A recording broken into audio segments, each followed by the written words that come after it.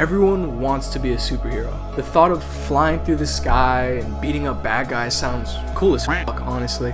But superheroes aren't real unless they can be. The concept of a superhero is based in reality. Anyone can be a superhero. Today I'm going to tell you guys 3 characteristics that I think make a superhero in real life.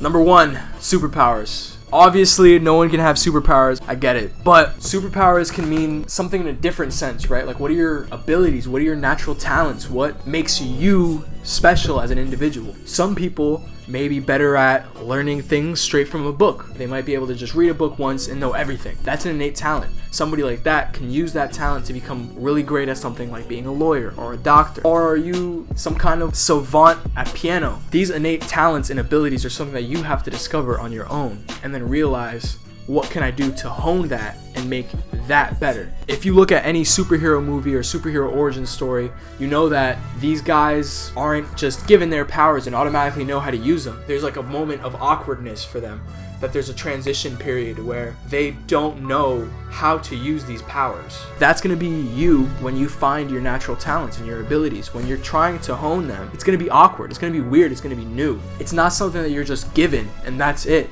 It's something that we learn as we grow and we mature into. Characteristic number 2 is going to be responsibility. At this point, we've heard it 1,000 times. Uncle Ben saying, "With great power comes great responsibility." It's true, but more importantly, with great responsibility comes great power. The more responsibility you take in your life, for the good, the bad, the neutral, for everything, the more responsibility that you take in life, the more power you will have in life. Even in situations where it's bad and it's not 100% your fault, if you still take responsibility for what was your fault, you get power out of that because you're not seeing yourself as the victim in a situation. All the good moments in your life, all your highest highs, all your biggest achievements and your biggest successes, that was all you too. Every success and every win that you've had, you are responsible for. Responsibility is not only in the radical responsibility that you need to take for your actions and how your actions have consequences. Those responsibilities also entail your day-to-day life, the responsibilities of being a human being. Completing our daily responsibilities slowly shape us into the person that we will become in the future. When it comes to daily responsibilities, I think that Marcus Aurelius said it best when he said, "In the morning when thou risest unwillingly, let this thought be present. I am rising to the work of a human being. Why then am I dissatisfied if I am going to do the things for which I exist? Or have I been made for this, to lie in the bedclothes and keep myself warm? Dost thou exist then to take thy pleasure, and not at all for action or exertion?" So even for Aurelius, one of the most noble and one of the greatest Roman emperors of all time, waking up was hard. I'm sure waking up for you is hard. However, Aurelius still decided to wake up. He had a duty to perform. He had a kingdom that he had to look over. And that was his responsibility. You may not be the emperor of Rome, but you are the emperor of your life. So you need to take responsibility and perform your duties, whether you want to do them or not. That mindset of doing things because you want to versus doing things because you need to is something that will change the way that you view life and in turn change your life.